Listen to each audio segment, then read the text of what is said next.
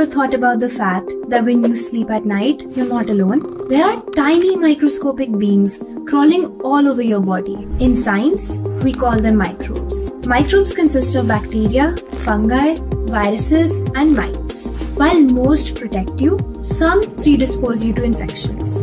The human skin at any given time hosts 100 trillion bacteria. To put this huge number into perspective, it is the same as the total number of dollars owned by everyone around the world. This means that just as we have forests and deserts on land, our skin has its own ecosystem known as the cutaneous microbiome. Scientists have been working tirelessly to figure out what bacteria our microbiome is composed of and what role do these bacteria play in health and disease. It is now known that a dysbiosis, which is having more bad bacteria than good bacteria, is the cause of many infectious and non-infectious diseases. Understanding the factors that cause our microbiome to change has the potential to guide the treatment of future diseases through good bacteria. It is already known that genetics, pollution, alcohol consumption, smoking, and exercise affect the bacteria that grow on our skin.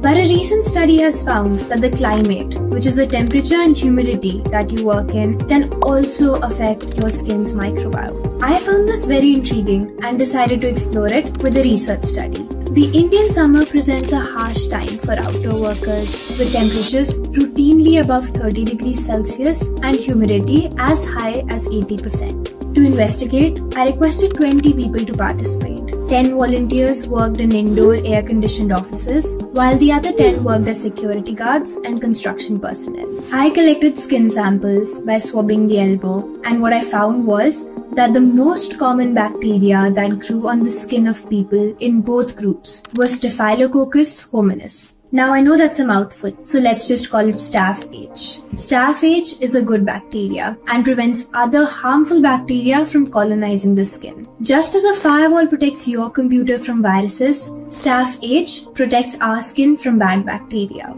You probably understood this reference better if you're a Gen Z tech geek.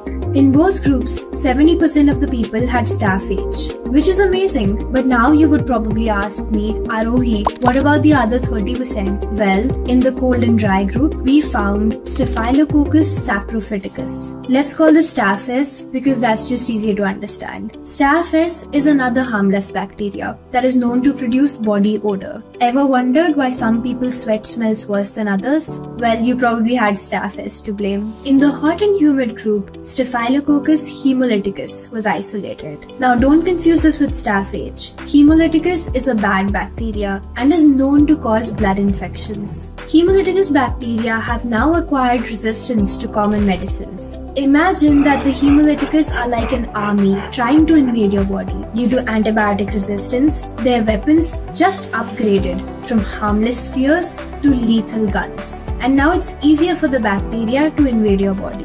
Hemolyticus are much more pathogenic than Staph H and Staph S. Can you believe that microvores are a common occurrence on our skin to prevent bacteria like Hemolyticus from entering? Now, why is it important for you to know all of this? Although India is the 5th largest economy in the world, 11% of the Indian population lives below the poverty line, earning less than 1500 rupees a month. This population does not have access to air-conditioned environments and is exposed to the extremes of heat and humidity every day. Additionally, due to climate change, global temperatures are rising. India is experiencing a heat wave, with temperatures touching as high as 53 degrees Celsius, exposing a large chunk of the population to extreme temperatures. Both of these factors combined means that millions of people will harbor more pathogenic and harmful bacteria in the future.